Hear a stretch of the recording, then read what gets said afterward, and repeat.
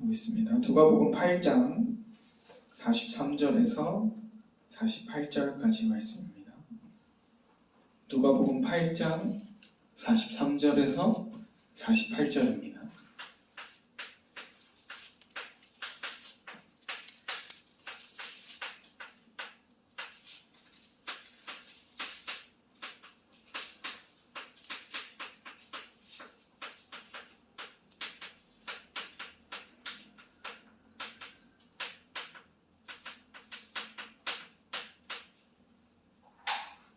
누가복음 8장 43절에서 48절입니다.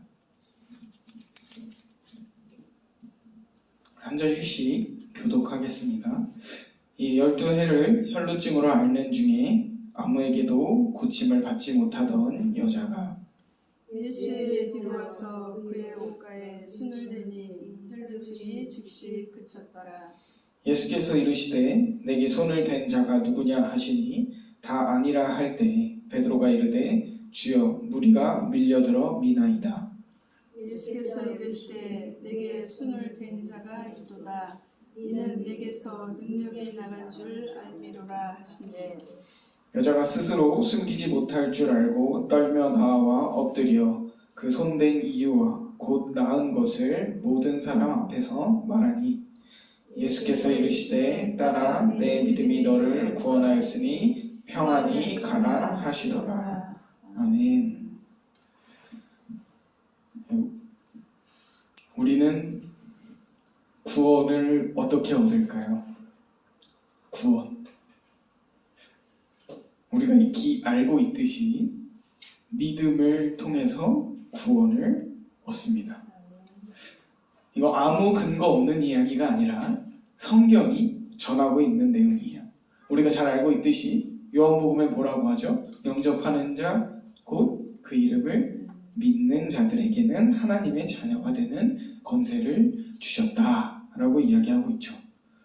또한 사도행전에서 보면은 바울이 이렇게 말해요. 주 예수를 믿으라. 그리하면 너와 내 집이 구원을 받으리라. 저는 구원은 믿음을 통해서 얻을 수가 있습니다. 자, 그런데 이 믿음이라는 단어가 참 애매해요. 믿음이 뭘까요? 믿음이라는 단어는 너무나 많은 뜻을 갖고 있어요. 그리고 다양한 방식으로 활용이 돼요. 어떤 사람에 대한 신뢰를 믿음이라고 하기도 하고 어떤 사실이나 상황에 대한 확신을 믿음이라고 하기도 하고 미래에 대한 긍정적인 전망 아니면 기대 이런 것을 믿음이라고 하기도 해요. 또한 어떤 가치관, 철학을 믿음이라고 부르기도 하고요. 때로는 어떠한 희망을 믿음이라고 부르기도 합니다. 이처럼 믿음이라는 말은 그 활용 범위가 너무나 다양해서 우리가 믿음으로 구원을 얻는다 라고 말할 때 그 믿음이 대체 뭐냐를 정의하기가 어려워요. 믿음으로 구원을 얻는다 할 때 그 믿음이 대체 뭐냐, 이게 어렵다는 이야기죠. 오늘 우리가 함께 읽은 성경이 누가복음인데요. 누가복음에서는 내 믿음이 너를 구원하였다 라고 말하면서 구원을 얻게 하는 믿음에 관해 이야기를 하고 있어요. 누가복음에는 이 말, 내 믿음이 너를 구원하였다 라는 말이 총 4번 나오는데 이 4가지 이야기를 오늘 우리가 함께 살펴보면서 구원을 얻게 하는 믿음이 과연 무엇인가를 살펴보면 좋을 것 같아요. 누가복음에서 처음 이 말이 나오는 이야기는 죄인인 한 여자의 이야기예요. 예수님께서 바리새인인 시몬이라는 사람의 초대를 받아요. 그래서 그 시몬의 집으로 찾아갑니다. 그 시몬의 집에 찾아가서 그의 집 식탁에 앉아 계셨어요. 집 안에는 사람들로 북적였고 모두 예수님의 말을 들으려고 예수님이 무슨 행동을 하시는지 지켜보려고 모여 앉아있는 분위기였어요. 근데 그곳에 한 여인이 찾아오게 돼요. 한 여인. 그 여인은 어떤 여인이었냐? 그 도시에서 죄인으로 알려진 사람이었어요. 죄인. 죄를 경멸하던 시대였기 때문에, 특히나 이스라엘 백성들은 죄를 매우 싫어했기 때문에 죄인인 그 여인은 그 도시에서 소외받을 수밖에 없었고 사람들에게 좋지 않은 시선을 받았었어요. 그런 그녀가 예수님이 계신 바리새인 시몬의 집에 찾아왔어요. 달갑지 않은 시선이 그녀에게 향했겠죠. 사람들이 수군거렸을 것이고 어떤 사람은 그 여자를 쫓아내기 위해서 다가갔을 거예요. 근데 그 여인은 아랑곳하지 않았어요. 그런 건 보이지가 않았어요. 예수님만 보였어요. 그래서 예수님을 향해서 곧장 걸어갔어요. 그리고는 예수님 발 앞에 무릎을 꿇습니다. 그리고 눈물을 흘려요. 그 눈물로 예수님의 발을 닦고 자신 머리카락을 풀어서 머리카락으로 예수님의 발을 닦아요. 그리고는 자기가 가져온 향유, 기름, 향유를 예수님의 발에 붓습니다. 여인의 이런 행동을 바리새인 시몬의 집에 있던 모든 사람이 지켜봤어요. 분위기가 얼어붙었겠죠. 죄인인 여자가 그런 행동을 하고 있으니까요. 특히 그 집 주인이었던 시몬은 매우 화가 났을 거예요. 그런 시몬을 보신 예수님께서 시몬을 불렀어요. 시몬아, 일로 와봐라 하고 불러요. 그리고 시몬한테 물어봅니다. 뭐라고 물어보냐면은 빚 주는 사람한테 빚진 사람이 2명 있는데 한 사람은 빚을 많이 졌고 한 사람은 빚을 조금 졌다. 근데 이 빚 준 사람이 그 둘의 빚을 모두 탕감해줬다. 누가 더 이 사람에게 감사하고 이 사람을 사랑하겠느냐 하고 물어보세요. 예수님 시몬한테. 시몬이 뭐라고 답했을까요? 당연히 빚을 많이 탕감받은 사람이 사랑하겠죠 하고 대답을 해요. 예수님은 누구 이야기를 한 걸까요? 시몬과 죄인인 여자 이야기를 한 거예요. 죄인인 여자는 예수님께 지은 죄도 많고 빚도 많았을 거예요.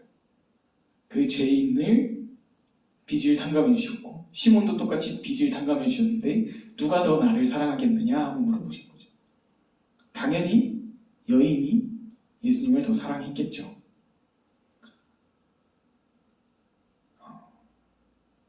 그렇게 시몬한테 말하신 예수님이 여인을 쳐다봤어요. 자신의 발을 닦고 있던 여인을 쳐다봤어요. 그리고 나서 그 여인한테 이 말씀을 하세요.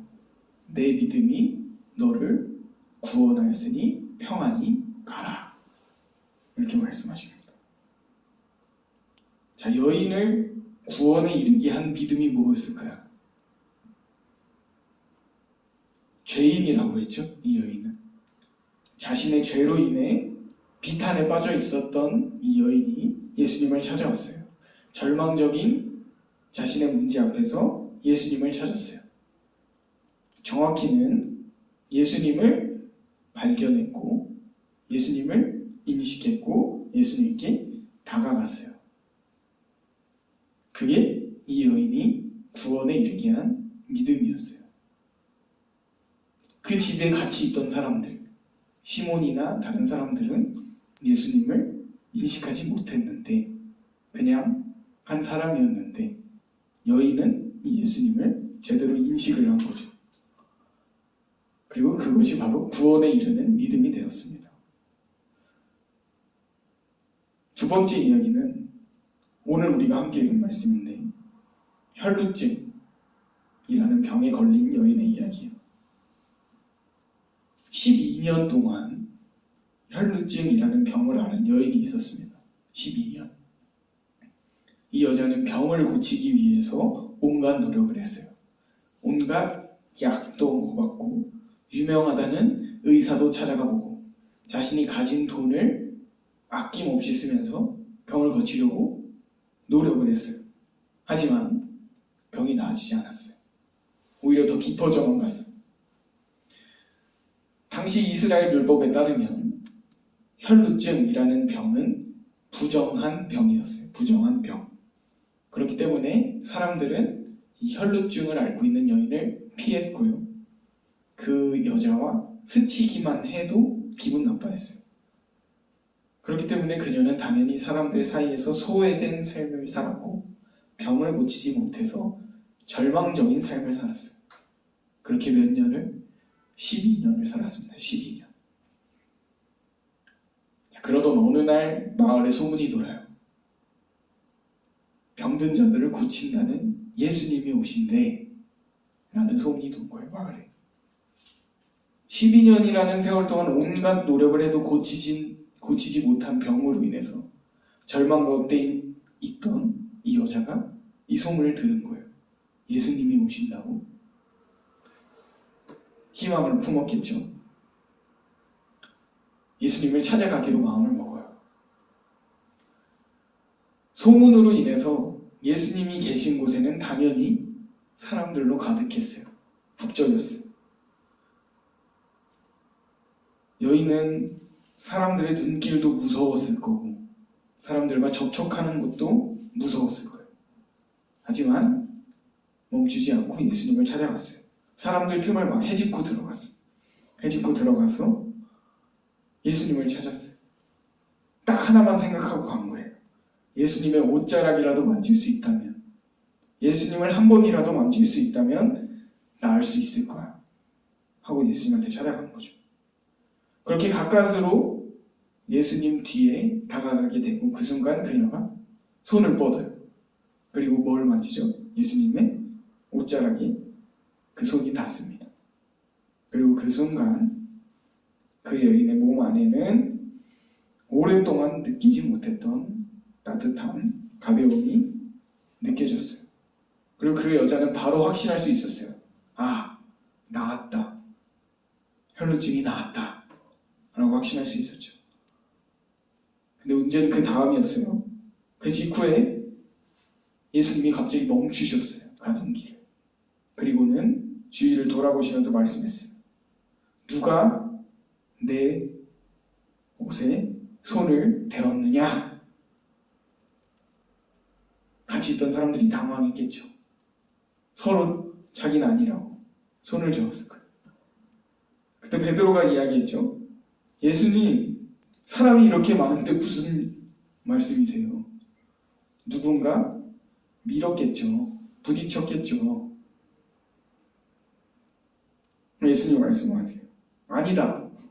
누가 내게 손을 대었다. 내게서 능력이 나갔다. 예수님이 이렇게 말씀하세요.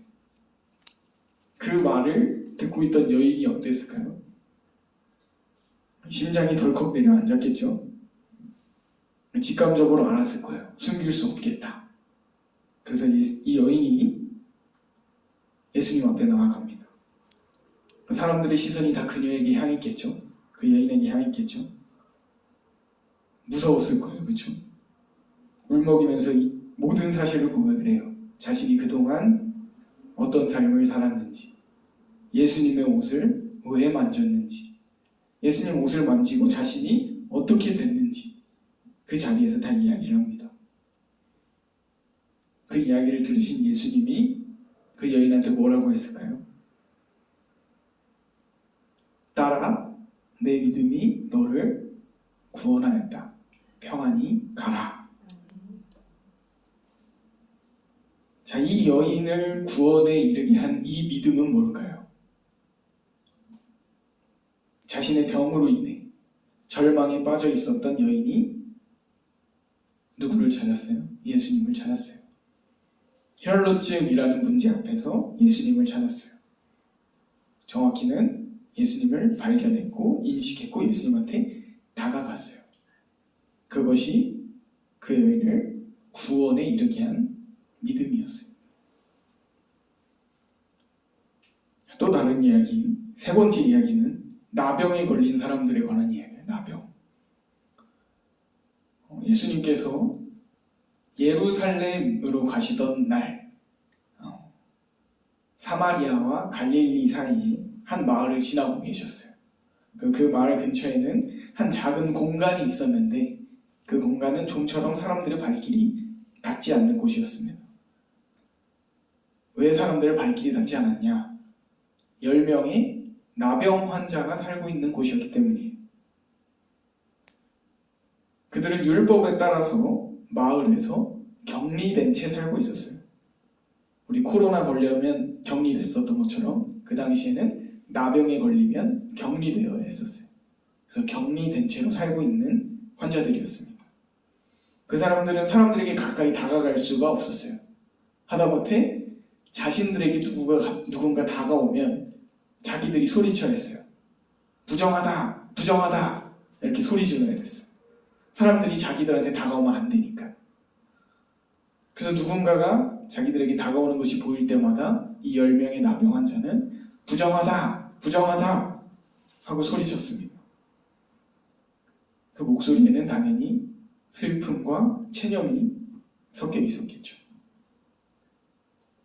이 날도 어김없이 그들은 자신들에게 다가오는 사람들에게 부정하다 하고 외치고 있었어요. 그런데 이 10명이 뭘 발견했을까요? 자신들에게 다가오는 사람이 누구라는 걸 발견했어요. 예수님이라는 걸 발견했어요. 서로 쳐다봤겠죠. 눈이 마주쳤겠죠.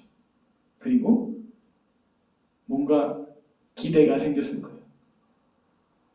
그래서 이 10명의 나병 환자가 부정하다라고 외치는 대신에 다가오시는 예수님을 보면서 이렇게 외쳐요. 예수님, 우리를 불쌍히 여겨주십시오. 이렇게 외칩니다. 그 목소리를 들으신 예수님께서 가던 길을 멈추시고 이렇게 말해요. 가서 제사장들에게 너희 몸을 보여라. 이렇게 말해요. 이게 무슨 말이냐면은 이 나병 환자들은 자신들이 병이 나아서 이제 격리하지 않아도 된다라는 걸 증명하기 위해서 누구한테 찾아가야 되냐면 제사장한테 찾아가야 됐어요. 그리고 자기 몸을 보여줘야 돼요. 나병이 깨끗하다는 걸 자기 몸을 제사장한테 보여줘야 되는 거였어요. 즉 예수님의 말은 너희의 나병이 나았으니 제사장에게 가서 몸을 보여줘라 라는 말인 거죠. 그 말을 들은 10명의 나병 환자가 서로를 바라봤겠죠. 나병이 나았을까요? 안 나았어요. 그대로 있었어요. 나병이. 의아했겠죠. 에? 우리 안 나왔는데. 근데 예수님이 가라고 했으니까 그 말씀을 따라서 길을 나섰어요. 마을로 찾아갔어요. 제사장한테 가려고. 근데 그렇게 길을 가던 중에 기적이 일어나요. 길을 가던 중에 피부가 깨끗해지고 오래된 상처들이 사라지고 감각이 살아났어요. 나병이 나은 거죠. 제사장에게 찾아가던 중에 신이 나서 소리쳤을 거예요. 우리가 나았다. 우리 깨끗하게 되었다. 소리 질렀을 거예요. 그리고 신이 나서 마을로 달려갔겠죠. 이제는 다시 일상으로 돌아갈 수 있겠구나 라는 마음에 기쁨을 주체할 수가 없었을 거예요. 빨리 제사장한테 찾아가서 내 몸을 보여주고 이제 다시 옛날처럼 살아야지 했을 거예요. 10명의 나병 환자가. 그렇게 모두가 신이 나서 마을로 달려가고 있을 때 갑자기 한 사람이 멈춰섭니다. 그리고 혼자 반대로 달리기 시작해요. 9명의 나병 환자가 마을로 달려가고 있을 때 혼자서 반대로 달려갑니다. 어디로 간 걸까요? 예수님한테 달려간 거죠. 예수님. 자신들의 병을 낫게 해준 예수님을 찾아가는 거예요. 한 명만 혼자서. 멀리서 예수님이 막 보여요. 그냥 막 뛰어가면서 소리를 질렀어요. 예수님, 저 나았어요. 그 예수님 앞에 찾아가서 예수님 앞에 엎드립니다. 그리고 막 감사합니다. 감사합니다. 예수님. 이렇게 얘기를 해요. 한 명만. 예수님이 그 사람을 일으켜 세우면서 뭐라고 말씀하셨을까요? 일어나 가라. 내 믿음이 너를 구원하였다. 10명의 나병 환자가 고침을 받았어요. 그중 9명은 나병만 나았어요. 근데 이 한 명은 나병이 나았을 뿐만 아니라 뭘 얻었어요? 구원을 얻었습니다. 구원. 이 사람을 구원에 이르게 한 이 믿음은 뭘까요? 나병으로 인해 체념하고 절망에 있던 그 사람이 예수를 찾았죠. 그리고 병이 낫게 되었어요. 그렇게 병이 나은 기쁨을 만끽하면서 나머지 9명은 어떻게 됐죠? 예수님을 잊고 갔어요. 근데 이 사람만 기쁨에 만끽하기를 멈추고 예수님을 다시 찾았어요. 예수님을 발견하고 예수님을 인식하고 다시 예수님한테 다가간 거죠. 그리고 그것이 그를 구원에 이르게 한 거였죠. 자, 마지막 이야기는 여리고에 있는 한 맹인 이야기입니다. 맹인.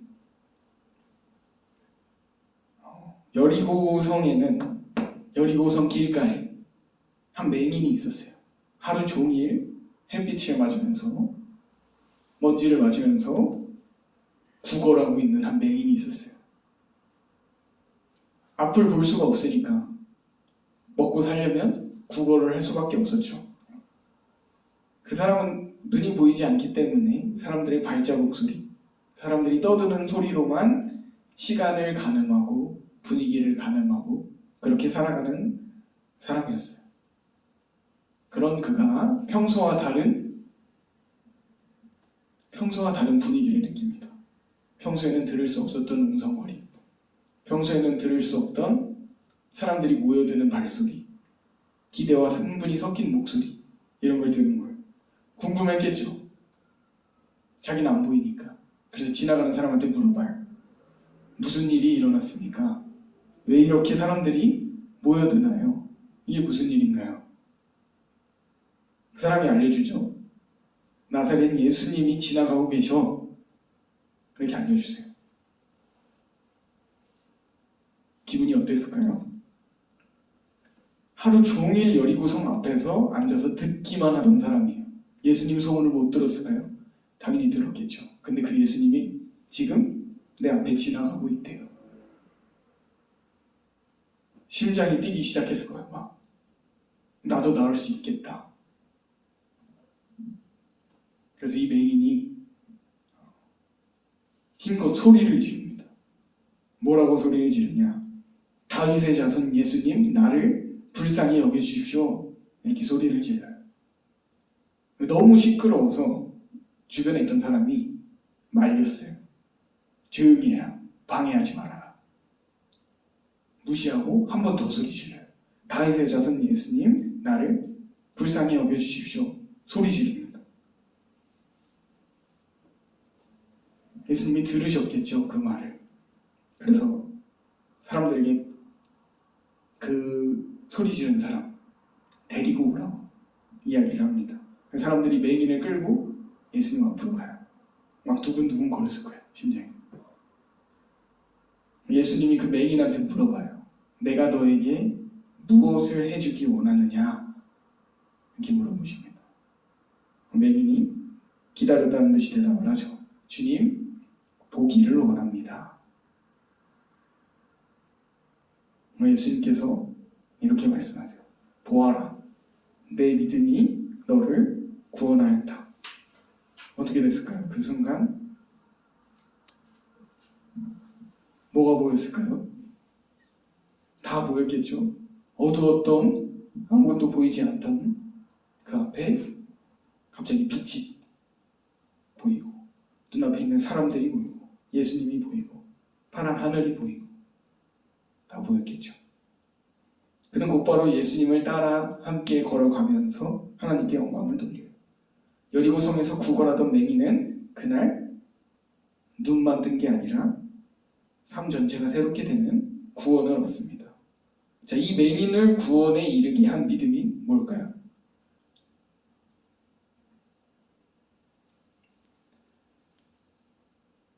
매일매일 구걸하면서 하루하루 겨우겨우 살아가던 그가 예수님을 발견했어요. 보였나요? 맹인인데 안 보였죠. 보이지 않았는데 예수님을 인식했어요. 그리고 예수님께 소리쳤어요. 그것이 그를 구원에 이르게 한 믿음이었습니다. 오늘 말씀 시작하면서 얘기했듯이 믿음은 구원으로 이르게 하는 관문이에요. 우리는 오늘 이 네 사람의 이야기가 말하는 구원에 이르게 하는 믿음이 뭔지를 봐야 돼요. 그 믿음은 바로 인식이에요. 인식. 예수님을 인식하는 것. 예수가 그리스도라는 것을 인식하는 것. 그것이 바로 믿음이에요. 사람들은 성경에 보면 보아도 보지 못하고 들어도 깨닫지 못한다 라고 나와요. 예수님이 자기 눈앞에 있어도 예수님을 보지 못해요. 예수님이 그리스도라는 외침을 들으면서도 깨닫지를 못해요. 사람들은 내 삶의 문제가 너무 많아서, 내가 해결해야 할 일들이 너무 많아서 예수님을 믿을 수 없다고, 예수님을 아직 따를 수 없다고, 예수님을 인식하지 못해요. 우리도 그러죠. 당장 눈앞에 닥친 예를 들어 취업 문제를 해결해야 되고, 당장 내 자녀 문제 해결해야 되고, 당장 내 병 고쳐야 되고, 당장 내일 먹고 살 걱정해야 하고. 그래서 어떻게 해요? 주말에만 겨우겨우 교회에 와서 예수님 보고 예수님 말씀 듣고 돌아가요. 그마저도 자신의 삶과 문제들을 걱정하고 생각하느라 교회에 와서도 예수님을 보지 못하고 예수님의 말씀을 듣고도 깨닫지 못하고 돌아갑니다. 오늘 함께 나눈 이야기를 한번 보세요. 누가복음에 등장했던 이 네 사람 다 문제를 갖고 있었어요. 문제. 근데 그 문제가 문제가 되었나요? 예수님을 찾는데 문제가 되었나요? 전혀 문제가 되지 않았어요. 향유를 부었던 여인의 죄 전혀 문제가 되지 않았어요. 혈루증이라는 병 전혀 문제가 되지 않았어요. 나병 문제되지 않았어요. 심지어 그 사람은 유대인이 경멸하는 사마리아인이었어요. 자신의 신분도 전혀 문제가 되지 않았어요. 맹인, 앞을 볼 수 없는 것도, 예수님을 보지 못하는 것도 전혀 문제가 되지 않았어요. 뭐가 문제예요? 문제가 뭐예요 대체? 문제는 보면서도 보지 못하는 것, 들으면서도 깨닫지 못하는 거예요. 문제는 우리가 예수님을 보고도 예수님인지 모르는 거고, 우리가 주님의 음성을 들으면서도 깨닫지 못하는 거예요. 예수님을 인식하지 못하는 거예요. 그게 문제인 거죠. 누가복음에 나타난 이 네 명의 사람은 문제 속에서 예수님을 인식했어요. 예수님을 봤어요. 그리고 뭘 얻었어요? 구원을 얻었어요. 구원을 얻는 믿음은 바로 이거예요. 예수님을 인식하는 거. 사실 우리의 믿음은 뭐 그렇게 대단한 게 아니에요.